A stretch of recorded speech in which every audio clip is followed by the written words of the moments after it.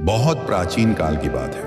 वह समय जब धरती पर धर्म और अधर्म के बीच अदृश्य संघर्ष चलता रहता था। देवता अपने लोकों में सृष्टि के संतुलन की रक्षा करते थे और असुर अपनी शक्ति से उस संतुलन को तोड़ने की कोशिश करते रहते थे। उसी युग में हिमालय की एक अत्यंत निर्जन घाटी में एक महान तपस्वी रहते थे।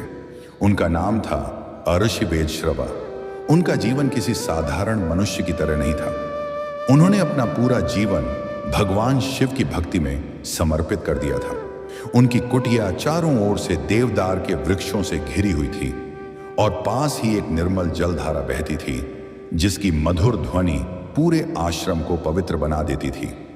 सुबह होते ही वहां वेदों के मंत्र गूंजने लगते और रात को ध्यान की गहरी शांति फैल जाती। अर्षि वेदश्रवा के पास ज्ञान की कोई कमी नहीं थी। वे वेदों के महान ज्ञाता थे, योग और ध्यान में सिद्ध थे और उनकी तपस्या से देवता भी प्रसन्न रहते थे। परंतु उनके हृदय में एक पीड़ा थी जिसे वे किसी से कह नहीं पाते थे।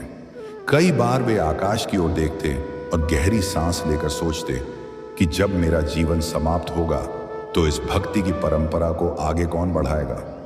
उनके पास कोई संतान नहीं थी। यह विचार धीरे धीरे उनके मन में चिंता बनकर बस गया था।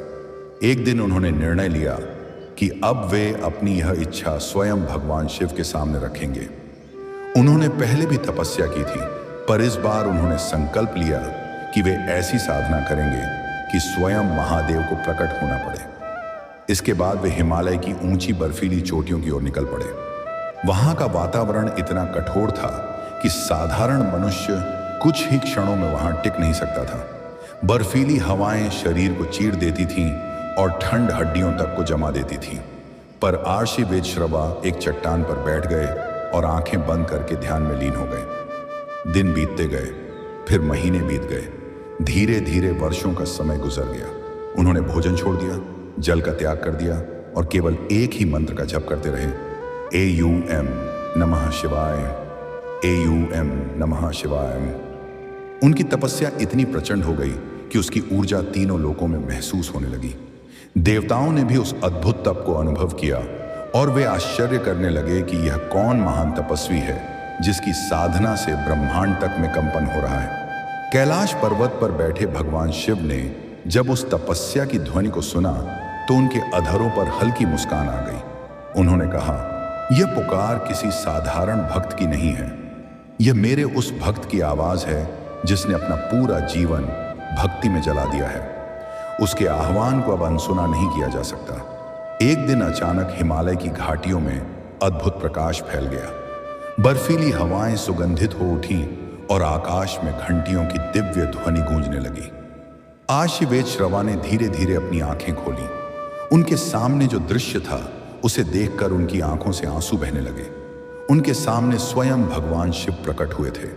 जटाओं में गंगा, गले में नाग और शरीर पर भस्म धारण किए हुए महादेव उन्हें स्नेहपूर्ण दृष्टि से देख रहे थे। भगवान शिव ने शांत स्वर में कहा, वेदश्रवा, तुम्हारी तपस्या ने मुझे अत्यंत प्रसन्न कर दिया है।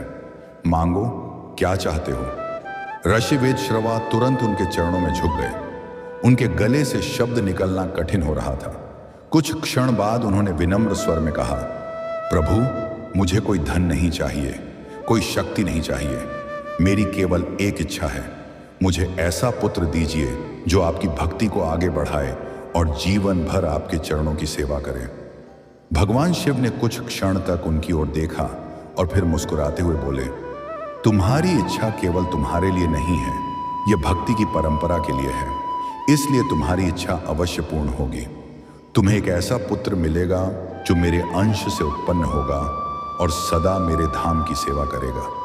इतना कहकर भगवान शिव अंतर्धान हो गए। अर्षि वेदश्रवा अपने आश्रम लौट आए। कुछ समय बाद एक दिन वे अपने यज्ञ के लिए भूमि तैयार कर रहे थे। जैसे ही उन्होंने हल से भूमि को चीरना शुरू किया, अचानक धरती के भीतर से एक दिव्य प्रकाश निकलने लगा। अर्षि चकित होकर पीछे हट गए। उसी प्रकाश से एक बालक प्रकट हुआ। उसके चेहरे पर अद्भुत तेज था और उसकी आंखों में गहरी शांति दिखाई दे रही थी।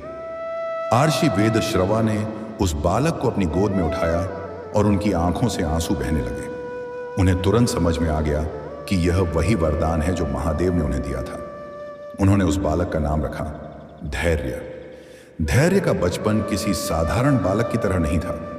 जहां अन्य बच्चे खेलते और शरारत करते थे, वहीं धैर्य घंटों ध्यान में बैठा रहता था। उसे वेदों के मंत्र सुनना पसंद था और वह उन्हें एक बार सुनकर ही याद कर लेता था। उसकी स्मरण शक्ति इतनी अद्भुत थी कि 10 वर्ष की आयु में ही वह वेदों और उपनिषदों का गहरा ज्ञान प्राप्त कर चुका था। धीरे धीरे उसकी ख्याति दूर दूर तक फैलने लगी। एक दिन 2 गंधर्व आकाश से पृथ्वी पर आए। उन्होंने सुना था कि एक बालक असाधारण ज्ञान का धनी है। वे उसे देखने के लिए आश्रम पहुंचे। उन्होंने देखा कि धैर्य कमलासन में बैठकर ध्यान कर रहा है। उनमें से एक गंधर्व मुस्कुराकर बोला, यह वही बालक है जिसकी इतनी प्रशंसा की जा रही है? यह तो अभी बच्चा है। दूसरा गंधर्व हंसते हुए बोला, ज्ञान उम्र से आता है। इतना छोटा बालक भला क्या जान सकता है? धैर्य ने उनकी बातें सुन ली। उसने धीरे से आंखें खोली और शांत स्वर में कहा, अहंकार ज्ञान को अंधा बना देता है।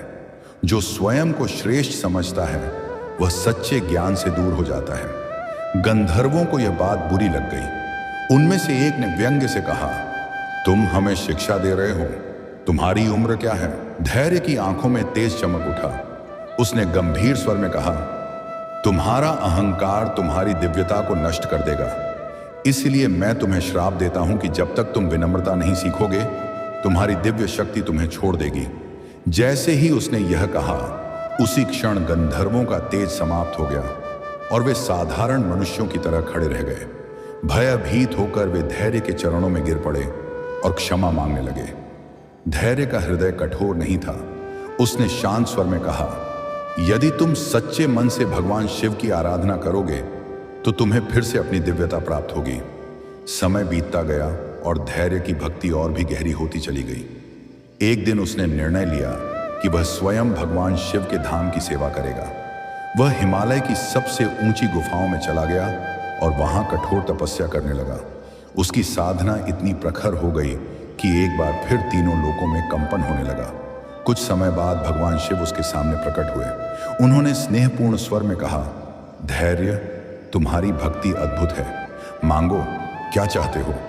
धैर्य ने सिर झुकाकर कहा, प्रभु, मुझे बस इतना वरदान दीजिए कि मैं सदा आपके धाम की रक्षा कर सकूं और आपकी सेवा में जीवन बिताऊं।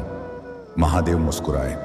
उन्होंने अपना त्रिशूल उठाया और उससे निकली दिव्य ऊर्जा धैर्य के शरीर में प्रवाहित कर दी। उसी क्षण उसका रूप बदल गया। वह एक विशाल दिव्य वृषभ में परिवर्तित हो गया। उसका शरीर हिम जैसा श्वेत था और उसकी आंखों में अद्भुत तेज था। भगवान शिव ने कहा, आज से तुम मेरे धाम कैलाश के प्रहरी हो। तुम्हारे बिना कोई भी यहां प्रवेश नहीं करेगा। उस दिन से धैर्य कैलाश के द्वार पर बैठकर भगवान शिव की सेवा करने लगा। समय बीतता गया। एक दिन लंका का सम्राट रावण अपनी शक्ति का प्रदर्शन करने कैलाश पहुंच गया। उसने गर्व से कहा, मैं त्रिलोक का विजेता हूं। इस पर्वत को उठाकर मैं अपनी शक्ति दिखाऊंगा। जैसे ही उसने पर्वत को उठाने का प्रयास किया, धैर्य ने उसे रोकते हुए कहा, यह स्थान अहंकार का नहीं, भक्ति का है। तुरंत रुक जाओ। रावण हंस पड़ा और बोला, एक बैल मुझे रोकेगा? धैर्य ने गंभीर स्वर में कहा, तुम्हारे इस अहंकार का अंत एक वानर के हाथों होगा। सदियों बाद वही श्राप सत्य सिद्ध हुआ जब एक वानर ने लंका को अग्नि में जला दिया। आज भी जब कोई शिव भक्त मंदिर में जाता है तो सबसे पहले नंदी के कान में अपनी मनोकामना कहता है। ऐसा विश्वास है कि नंदी अपने प्रभु के सबसे प्रिय सेवक हैं और वे हर सच्ची प्रार्थना को सीधे भगवान शिव तक पहुंचा देते हैं। यदि यह कथा आपके हृदय को छू गई हो तो इस भक्ति को आगे बढ़ाइए। वीडियो को लाइक कीजिए, अपने मित्रों के साथ शेयर कीजिए और ऐसी ही अद्भुत पौराणिक कथाओं के लिए हमारे चैनल को सब्सक्राइब करना मत भूलिए। आप देख रहे हैं कथा आत्मज्ञान, कथा के माध्यम से आत्मज्ञान।